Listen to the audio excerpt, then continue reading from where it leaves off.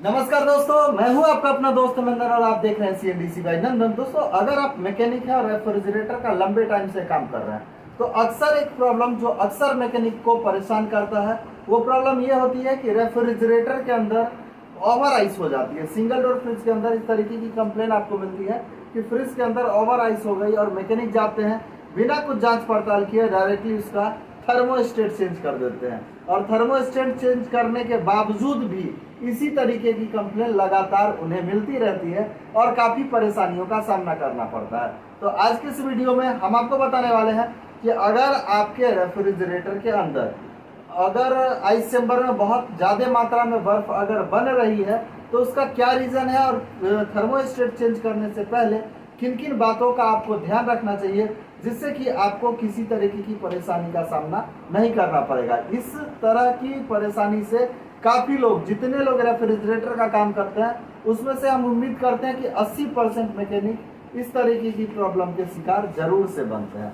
तो चलिए इस फ्रिज के अंदर हम आपको समझाने की कोशिश करते हैं। दोस्तों, एक लॉजिक से आप समझ लें कि जैसे आप एक ग्लास के अंदर ठंडा पानी डालते हैं तो उसके सरफेस के ऊपर क्या होता है ना कि पानी जमा हो जाता है। ठंडा पानी अगर आप ग्लास में डालेंगे तो उसके ऊपर से पानी का पूरा बूंद बूंद बूंद बूंद इकट्ठा हो जाता है। वो पानी आपके ग्लास के पानी से बाहर नहीं आया होता है, वो एटमॉस्फेयर में के अंदर जो मॉइस्चर है वो उसके ग्लास के ऊपर पानी के तौर पे जमा हो जाता है। सेम कंडीशन हमारे रेफ्रिजरेटर के अंदर होती है कि रेफ्रिजरेटर जिस तरीके से धीरे धीरे पुराना होता है उसकी जो ये गैस किट है जो आप देख रहे हैं इसके ऊपर जो ये गैस किट लगी है, ये गैस किट कई बार क्या होती है कि कहीं पे दब जाती है, कहीं पे फट जाती है या बाहर का हवा फ्रिज के अंदर जाने का एक ऑप्शन बन जाता है, एक रास्ता बन जाता है। या फिर आपके घर में छोटे छोटे बच्चे हैं जो बराबर 4 बार 5 बार हमेशा वो खोलते रहते हैं, तो ऐसे में क्या होता है कि आपके एटमॉस्फेयर का जो एयर है वो आपके रेफ्रिजरेटर के अंदर इंटर कर जाता है। या फिर अगर आपकी गैस किट खराब है तो आपके रेफ्रिजरेटर के अंदर लगातार से वायुमंडल की जो है वो हवा पहुंचती रहती है, तो इससे मॉइस्चर भी इसके अंदर जमा होता है और इसके कारण क्या होता है कि चूंकि हमारी जो आइस चैम्बर होती है ये -16 डिग्री सी होती है, -16 डिग्री सी टेम्परेचर होती है हमारी आइस चैम्बर की। तो माइनस टेम्परेचर के साथ जैसे ही हमारी एटमॉस्फेयर की हवा पहुंचती है तो वहां पे वो बर्फ में बदल जाती है। यानी कि जैसे आपके ग्लास के ऊपर पानी की बूंद जमा होती है वैसे आइस चैम्बर के ऊपर वो जाकर बर्फ में बदल जाती है। और जैसा कि आप सबको पता है कि हर एक सीजन में, साल के हर एक महीने में अलग अलग मॉइस्चर, मतलब जो एयर में मॉइस्चर ह्यूमिडिटी जो होती है वो अलग अलग होती है। किसी मौसम में कुछ ज़्यादा होती है, किसी मौसम में कुछ कम होती है। तो आप अगर किसी रेफ्रिजरेटर के अंदर थर्मोस्टेट चेंज करने जा रहे हैं तो आप सबसे पहले उसका गैसकेट देखें। कस्टमर से ये बात जरूर से बताएं कि फ्रिज अगर गैसकेट बिल्कुल ठीक ठाक है, बाहर से कहीं हवा जाने का कोई ऑप्शन नहीं है, तो आप कस्टमर को ये बताएं कि आप फ्रिज को कम टाइम खोलें, मतलब एक बार सुनिश्चित करके फ्रिज खोलें, सामान निकालें और फिर से बंद करें।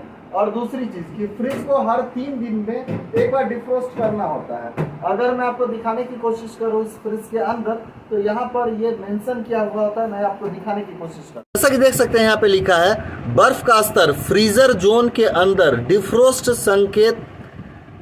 संकेतक से अधिक होने पर नीले रंग के बटन को दबाएं। यदि आपके आइस चैम्बर में ज़रूरत से अधिक अगर आपकी बर्फ़ बन रही है, वैसे कंडीशन में कंपनी कहती है कि यहाँ पे जो डिफ्रोस्ट बटन है आप इसे प्रेस करें। इसे दबाने पे क्या होता है कि कंप्रेसर तब तक के लिए बंद होता है जब तक कि आपके आइस चैम्बर से बर्फ़ पूरी तरीके से पिघलकर हट ना जाए।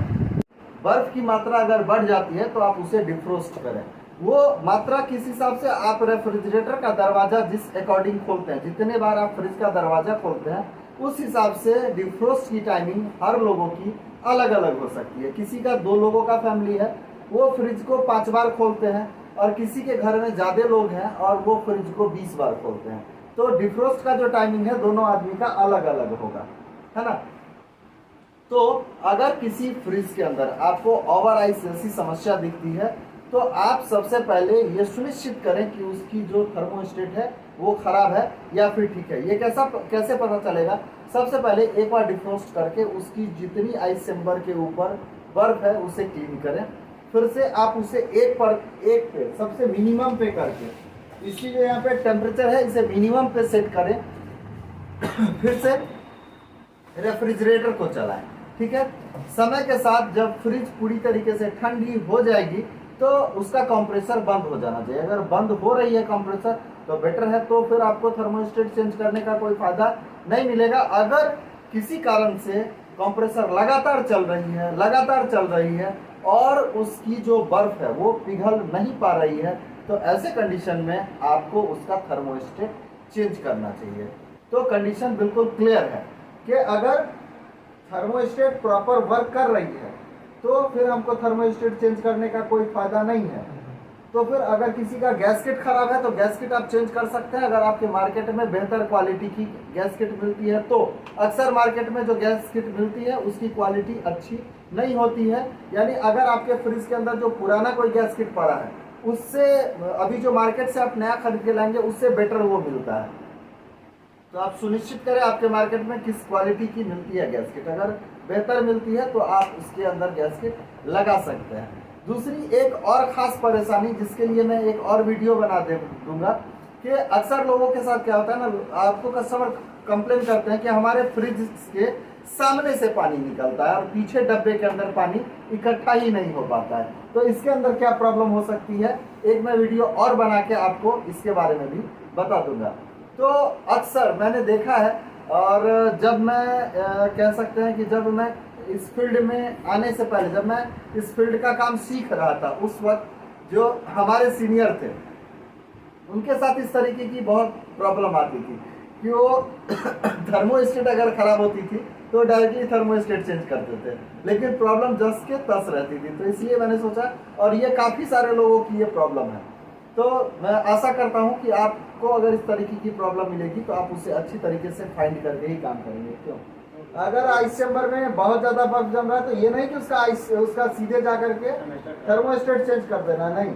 आप सबसे पहले उसके आइस चैम्बर का पूरा आइस पिघलाएंगे, फिर से आप देखेंगे कि फिर से उसको 1 पर कर देंगे, मिनिमम टेम्परेचर पे करके फ्रिज चलाएंगे।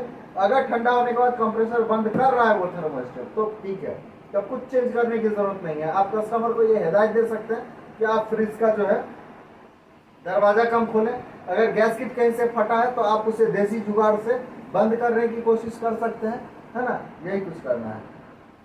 चलिए फिलहाल की इस वीडियो में बस इतना ही, मिलते हैं अगले वीडियोस में, तब तक अपना का खूब ख्याल रखिए, बाय।